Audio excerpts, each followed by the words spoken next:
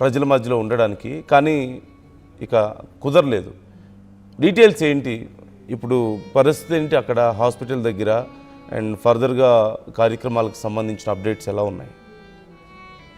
Exactly నిన్న రాత్రి 12:51 చనిపోయారు అనేటువంటిది డాక్టర్లు ధృవీకరించారు. కుటుంబ సభ్యులకు కూడా డీటెయిల్స్ చెప్పారు. వెంటిలేటర్ పైన ఉన్నారు, ఎక్కడ కూడా ఆయన ఆరోగ్యం మెరుగవ్వడానికి అవకాశం లేకపోవడం, ట్రీట్మెంట్ ఎంత ప్రయత్నం చేసినా ఆయన మెరుగకపోవడంతో ఆందోళన చెందారు కుటుంబ సభ్యులు, ఆయన అభిమానులు, ఆయన బీఆర్ఎస్ పార్టీ నాయకులంతా కూడా చాలా ప్రయత్నం చేశారు. విదేశీ వైద్య సహాయం తీసుకున్నారు, ఇక్కడ స్పెషల్ డాక్టర్స్ టీమ్ మానిటరింగ్ చేశారు, వచ్చినప్పటి నుంచి కూడా స్పెషల్ కేర్ తీసుకున్నారు. మనం చూసాం వరంగల్ నుంచి హైదరాబాద్ కి గ్రీన్ ఛానల్ ఏర్పాటు చేసి తీసుకొచ్చినటువంటి తీరు, బీఆర్ఎస్ పార్టీ నాయకులు పూర్తి స్థాయిలో ఆయన ఆరోగ్యం మెరుగవడానికి చూపించినటువంటి శ్రద్ధ, ఇవన్నీ కూడా. సో దీనిపైన కాస్త ప్రస్తుతం ఆయన మరణానికి సంబంధించి కుటుంబ సభ్యులంతా కూడా అరణ్య రోధన ఉంది, వాళ్ళంతా కూడా బాధపడుతున్నటువంటి సందర్భం ఉంది. అయితే 22వ తారీఖు రోజు జూలై ఎప్పుడైతే హైదరాబాద్ లో ప్రెస్ మీట్ నిర్వహించారో అదే ఆయన చివరి ప్రెస్ మీట్. తర్వాత అయిపోయిన తర్వాత కూడా చివరగా ఆర్టీవీ తోటే మాట్లాడారు.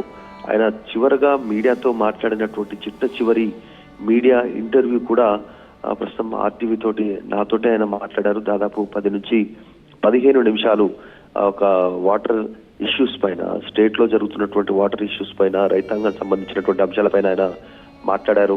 చివరగా ఆయన మనతోటే మాట్లాడినటువంటి సిచ్యువేషన్ ఉంది. తర్వాత ఆయన ఆరోగ్యం సహకరించలేదు. సోమాజిగూడ యశోద ఆసుపత్రిలో ట్రీట్మెంట్ తీసుకున్నారు.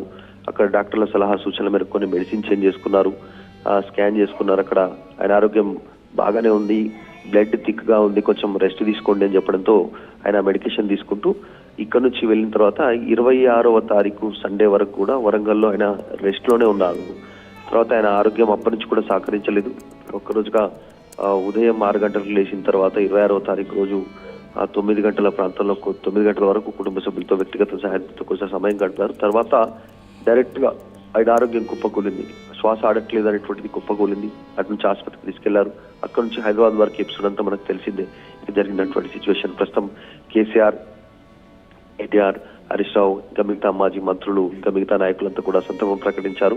నిన్న రాత్రి 12:51 చనిపోయారు అనేటువంటిది కుటుంబ సభ్యులకు, బీఆర్ఎస్ పార్టీ నాయకులకు అందరికీ సమాచారం ఇచ్చే ప్రయత్నం చేశారు. మొదటి నుంచి మనం ఈ విషయంలో డాక్టర్లతో మాట్లాడడం, కుటుంబ సభ్యులతో మాట్లాడడం, బీఆర్ఎస్ పార్టీ నాయకులతో మాట్లాడడం, వాళ్ళంతా ఒకటే చెప్పారు, బ్రెయిన్ యాక్టివిటీ రికవరీ అవ్వట్లేదు. ఆ 45 నిమిషాలు ఏదైతే సిపిఆర్ చేస్తారో ఆ టైంలో ఆక్సిజన్ తర్వాత బ్లడ్ సర్క్యులేషన్ ఈ రెండు అందకపోవడం వల్ల బ్రెయిన్ దాదాపు పని చేయనటువంటి స్టేజ్ లోకి వెళ్ళిపోయింది, కోమాలోకి వెళ్ళిపోయారు. అప్పటి నుంచి అత్యంత క్లిష్ట పరిస్థితి ఎదురైంది అనేటువంటిది. ఆయన డెడ్ బాడీని ప్రస్తుతం తరలిస్తున్నట్టుగా తరలించారు. ఇక్కడ నుంచి అక్కడికి కేసీఆర్, కేటీఆర్, హరీష్ రావు, పెద్ద ఎత్తున నాయకులంతా కూడా అక్కడికి ఆయన డెడ్ బాడీని తీసుకెళ్లిన తర్వాత అక్కడికి వెళ్ళినట్టుగా తెలుస్తుంది. ఒక ఉద్యమ సహచరుణ్ణి, ఓ ఆప్త మిత్రుణ్ణి కోల్పోయాను అంటూ కేసీఆర్ కూడా ఒక స్టేట్మెంట్ రిలీజ్ చేశారు. ఆయనకు సంబంధించిన సంతాప స్టేట్మెంట్. రాష్ట్ర సాధన కోసం సాగినటువంటి మలిదశ ఉద్యమంలో, పోరాటంలో, వరంగల్ జిల్లా ఉద్యమంలో తనతో పాటు కలిసి నడిచినటువంటి జ్ఞాపకాలను కూడా కేసీఆర్ గుర్తు చేసుకున్నారు. పెద్దని బతికించుకోవడానికి పార్టీ చేసిన విశ్వ ప్రయత్నాలు, డాక్టర్లు చేసినటువంటి కృషి విఫలం కావడం అనేటువంటి దానిపైన కూడా ఆయన ఆవేదన వ్యక్తం చేశారు. తెలంగాణనే శ్వాసగా నీతి నిజాయితీతో ప్రజా జీవితం కొనసాగిస్తూ సాగించినటువంటి రాజకీయ ప్రస్థానం ఆదర్శప్రాయం అంటూ కూడా స్టేట్మెంట్ చేశారు. ఇట్లా అందరూ కూడా ఆయనకు సంబంధించినటువంటి మొత్తం మొన్నటి వరకు కూడా పోలీసు ఒత్తిళ్లు, నాన్ బెయిలబుల్ కేసులు, జైలు నిర్బంధాలు కూడా లొంగలేరు అనేటువంటి అంశాలను కూడా కేసీఆర్ దీంట్లో మెన్షన్ చేశారు. అంటే ఆయన పైన మళ్ళీ ప్రభుత్వం నుంచి ప్రెజర్ ఉంది అనేటువంటిది కూడా కేసీఆర్ ధృవీకరించినట్టుగా కనిపిస్తా ఉంది. ఆర్ఎస్ ప్రవీణ్ కుమార్ మాట్లాడారు, ఇంకా కొంతమంది మాట్లాడుతున్నారు.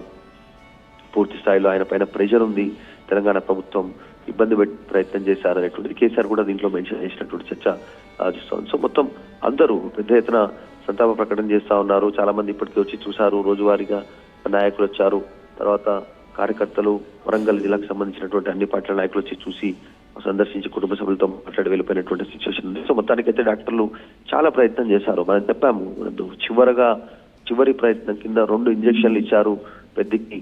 తర్వాత వాటి తర్వాత కొంచెం అబ్జర్వేషన్ అదే ఫైనల్ ట్రీట్మెంట్ అనేటువంటిది. సో ఫైనల్ ట్రీట్మెంట్ తర్వాత ఎలాంటి మూమెంట్ లేకపోవడంతో నిన్న రాత్రి 12:51 చనిపోయారనేటువంటి డాక్టర్లు ధృవీకరించారు. ఆయన డెడ్ బాడీని ప్రస్తుతం స్వగ్రామానికి తరలిస్తున్నట్టుగా తెలుస్తోంది వరంగల్.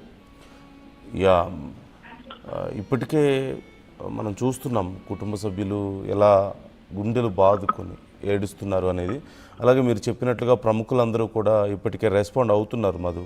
అండ్ ఫర్దర్గా కార్యక్రమాలకు సంబంధించిన డీటెయిల్స్ ఏమైనా అందుతున్నాయా మనకి? ఎగ్జాక్ట్లీ అక్కడ అభిమానుల కోసం, పార్టీ కార్యకర్తల కోసం ఆయన డెడ్ బాడీని సందర్శనాంతరం కొద్దిసేపు ఉంచేటువంటి పరిస్థితి ఉంది. అన్ని ఏర్పాట్లు చేయనున్నట్టుగా తెలుస్తా ఉంది. ఈ రోజు అక్కడికి డైరెక్ట్ గా కేటీఆర్, హరీష్ రావు, కేసీఆర్ అందరూ రీచ్ అవ్వనున్నట్టుగా తెలుస్తా ఉంది. ఈరోజు 10 గంటలకు నాంపల్లి కోర్టులో ఫార్ములా ఈ కేసుకు సంబంధించి కేటీఆర్ అటెండ్ కానున్నారు. అటెండ్ అయిన తర్వాత నేరుగా ఆయన పెద్ద సుదర్శన్ డెడ్ బాడీని సందర్శించనున్నట్టుగా కూడా తెలుస్తా ఉంది. కుటుంబ సభ్యులు తర్వాత వీళ్ళందరికీ మనోధైర్యాన్ని ఇవ్వడంతో పాటు ఆ కార్యక్రమంలో అంతిమయాత్ర, ఆయనకు సంబంధించినటువంటి అంతిమయాత్రలో పాల్గొనేటువంటి సిచ్యువేషన్ కనిపిస్తా ఉంది.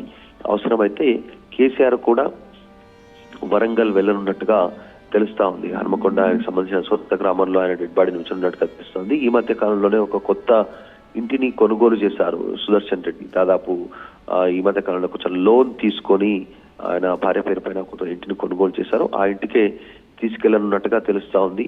2 రకాల వెర్షన్స్ కూడా ఉన్నాయి. కొంతమంది అభిమానులు మన ఆర్టీవీతో మాట్లాడారు. ఆయనకు సంబంధించినటువంటి కార్యకర్తలు, నాయకులు ఈ మధ్యనే కొత్త ఇంటిని కొనుగోలు చేశారు, వాస్తు బాగాలేదు అనేటువంటి ఒక అంశాన్ని కూడా వాళ్ళు కొంచెం లేవనెత్తే ప్రయత్నం చేశారు. అందులోకి పోయిన తర్వాతనే ఆయనకి ఈ రకంగా జరిగిందా అనేటువంటి అభిప్రాయాన్ని కూడా కొంతమంది ఇట్లా ఈ రకరకాల అభిప్రాయాలను వ్యక్తం చేస్తా ఉన్నారు. డిఫరెంట్ ఒపీనియన్స్ తెలియజేసే ప్రయత్నం చేస్తా ఉన్నారు. మనతో మాట్లాడారు. వాళ్ళంతా కూడా కన్నీళ్ల పర్యంతమయ్యారు. ఆయన అభిమానులంతా కూడా మాకు ఎప్పుడైనా రెస్పాన్స్ ఇచ్చేవాడు, ఏ ఇష్యూ ఉన్నా కూడా మాకు రియాక్ట్ అయ్యేవాడు, ఏ టైంలో ఆయన కూడా అనేటువంటిది ఆయనతో ఉన్నటువంటి అనుబంధాన్ని తెలియజేసుకున్నారు. ఈ రోజు కార్యక్రమాలు దాదాపు డెడ్ బాడీని ఇక్కడ నుంచి తరలించిన తర్వాత అన్ని కార్యక్రమాలు ఈ రోజే కంప్లీట్ అయ్యేలాగా ఏర్పాట్లు చేస్తున్నట్టుగా తెలుస్తా ఉంది.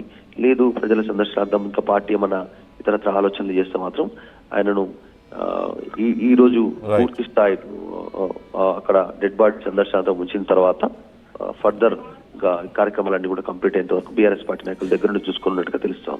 Yeah, okay Madhu, thanks for the details. మరిన్ని అప్డేట్స్ కోసం నేను మిమ్మల్ని మళ్ళీ కాంటాక్ట్ చేస్తాను తప్పకుండా.